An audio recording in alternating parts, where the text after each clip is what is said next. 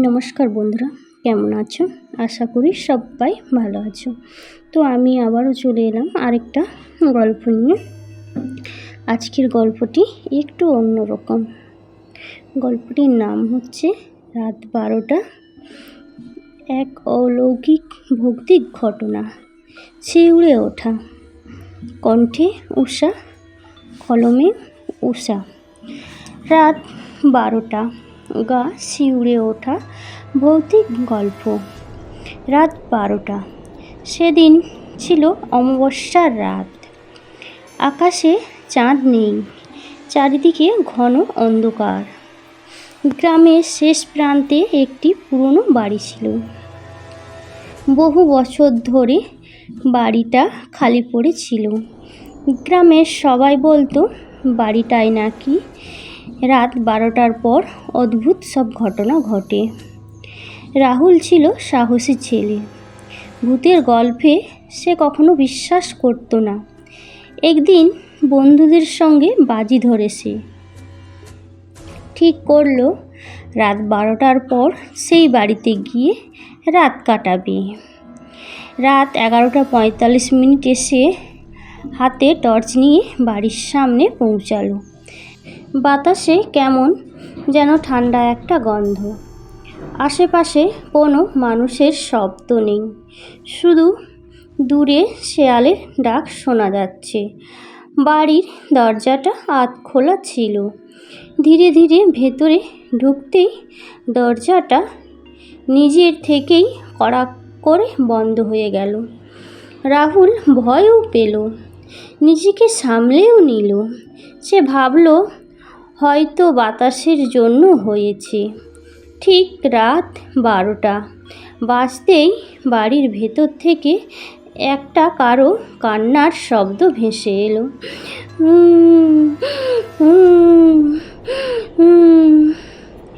শব্দটা যেন বাড়ির ওপর তালা থেকে আসছে। রাহুল টর্চ জ্বালিয়ে সিঁড়ি বেয়ে ওপরে উঠতে লাগলো। প্রতিটি ধাপে ধাপে তার বুকের ধুকপুকানি বেড়েই যাচ্ছিল। হঠাৎ সে দেখল করিডোরের শেষ মাথায় সাদা শাড়ি পরা একটি মহিলা দাঁড়িয়ে আছে। মহিলার চুল মুখের ওপর ঝুলে আছে। রাহুল চিৎকার করে বলল, কে আপনি? কোনো উত্তর এলো না। এক মুহূর্তের মধ্যে মহিলাটি অদৃশ্য হয়ে গেল। রাহুলের হাত থেকে টর্চটা প্রায় পড়েই যাচ্ছিল। হঠাৎ তার কানের কাছে কেউ ফিসফিস করে বলল, চলে যাও, এখনই চলে যাও। সে পিছনে তাকালো, কিন্তু সেখানে কেউ নেই। ঠিক তখনই করিডোরের সব দরজা একসঙ্গে ধড়াম ধড়াম করে খুলতে আর বন্ধ হতে লাগলো। পুরো বাড়ি কেঁপে উঠল। রাহুল দৌড়ে নিচে নামতে গেল, কিন্তু সিঁড়ির মাঝখানে সে দেখল নিচে দাঁড়িয়ে আছে ওই সাদা শাড়ির মহিলা। এবার তার মুখ দেখা যাচ্ছে না। মুখে কোনো চোখ নেই, শুধু কালো দুটি গর্ত। মহিলাটি ধীরে ধীরে তার দিকে এগিয়ে আসে। রাহুল ভয়ে পিছিয়ে গেল। হঠাৎ সে দেখল দেয়ালের ওপর রক্ত দিয়ে লেখা, এখনো অপেক্ষা করছি। রাহুল আর দাঁড়িয়ে থাকতে পারল না। সে প্রাণপণে দৌড়াতে প্রধান দরজার দিকে ছুটল, কিন্তু দরজা খুলছে না। পেছন থেকে আবার সেই কান্নার শব্দ। তারপর ঠান্ডা একটা হাত তার কাঁধে এসে পড়ল। রাহুল ধীরে ধীরে পেছনে তাকায়, আর যা দেখল তা দেখে তার গলা দিয়ে কোনো শব্দ বের হলো না। সেই মহিলা মুখে এবার একেবারে তার সামনে। মহিলাটি ফিসফিস করে বলল, তুইও আমার সঙ্গে থাকবি। তারপর পুরো বাড়ি কেঁপে উঠল। পরের দিন সকালে গ্রামের লোকেরা বাড়ির সামনে রাহুলের টর্চটা খুঁজে পেল। কিন্তু রাহুলকে আর কোথাও পাওয়া গেল না।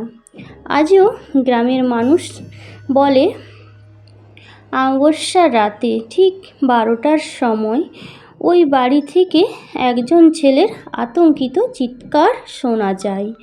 আর কেউ যদি সাহস করে বাড়ির ভেতরে যায়, দেয়ালে রক্ত দিয়ে লেখা একটি বাক্য দেখতে পায়। রাহুলের নিখোঁজ হওয়ার পর ঘটনা গ্রামে কেউ আর সেই বাড়ির দিকে যাওয়ার সাহস করেনি। কিন্তু কয়েক মাস পরই গ্রামের এক বৃদ্ধ দাবি করেন তিনি গভীর রাতে বাড়ির পাশ দিয়ে যাওয়ার সময় জানালার ভেতর রাহুলকে দেখেছে। রাহুল জানালার পাশে দাঁড়িয়ে ছিল। তার চোখ দুটো অস্বাভাবিক সাদা হয়ে গিয়েছিল। মুখে ছিল এক ভয়ঙ্কর হাসি। বৃদ্ধ তাকে ডাকতেই সে ধীরে ধীরে হাত তুলে ইশারা করল। ঠিক তখনই বাড়ির ভেতর থেকে সেই সাদা শাড়ি মহিলাটি বেরিয়ে এলো। মহিলাটি বৃদ্ধের দিকে তাকিয়ে অদ্ভুত এক হাসি দিল। ভয়ে বৃদ্ধ দৌড়ে পালিয়ে যায়। পরের দিন সকালে তিনি অসুস্থ হয়ে পড়েন। মৃত্যুর আগে তিনি শুধু একটি কথাই বারবার বলেছিলেন, ওরা একা নয়, ওরা এখন দুইজন। তারপর থেকে প্রতি অমাবস্যার রাতে ঠিক 12টার সময় সেই বাড়ির ভাঙা জানালায় দুটি ছায়ামূর্তি দেখা যায়, একটি সাদা শাড়ি পরা মহিলা আর একটি রাহুলের। কেউ যদি তাদের দিকে বেশিক্ষণ তাকিয়ে থাকে তাহলে মাঝরাতে তাদের ঘরে দরজায় 3বার ঠোকা পড়ে, ঠক ঠক ঠক। দরজা খুললে কাউকে দেখা যায় না, শুধু মেঝেতে পড়ে থাকে একটি পুরনো কাগজ, আর সেখানে রক্তের মতো লাল অক্ষরে লেখা থাকে, আমরা এখনো অপেক্ষা করছি। সেদিনের পর যাদের বাড়ির সামনে সেই টোকা পড়েছিল তাদের মধ্যে কয়েকজন রহস্যজনকভাবে নিখোঁজ হয়ে যায়। আজও গ্রামের মানুষ অমাবস্যার রাতে ঘর থেকে বের হয় না, কারণ তারা জানে রাত 12টার পর ওই অভিশপ্ত বাড়ির সামনে কেউ গেলে সে আর আগের মানুষ হয়ে ফিরে আসে না। কারণ কেউ জানে না পরের অমাবস্যায় সেই অভিশপ্ত বাড়ির শিকার কে হতে চলেছে। পরবর্তী গল্প শুনতে চাইলে চ্যানেলটিকে ফলো করুন, সাবস্ক্রাইব করে পাশে থাকা বেল আইকনটি অন করে দিন। ভিডিও ছাড়লে সবার প্রথম আপনার কাছে নোটিফিকেশান পৌঁছে যাবে। তো বন্ধুরা, কেমন হয়েছে ভিডিওটি? ভালো লাগলে অবশ্যই একটা লাইক, একটা কমেন্ট ও একটা শেয়ার করে দিও। আর এতক্ষণ জুড়ে আমার ভিডিওটা দেখার জন্য অসংখ্য ধন্যবাদ। ভালো থাকবেন, সুস্থ থাকবেন।